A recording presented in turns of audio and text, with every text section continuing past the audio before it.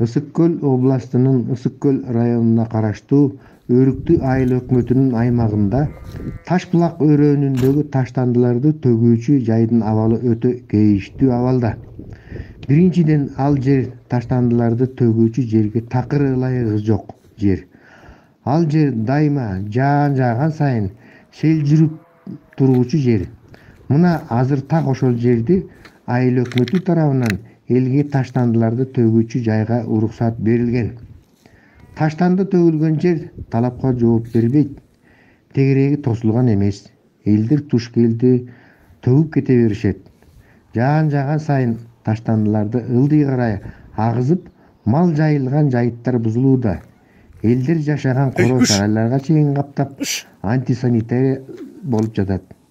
Шамалдан учкан таштанды чириндилерди жеген малдар ооруйт экен.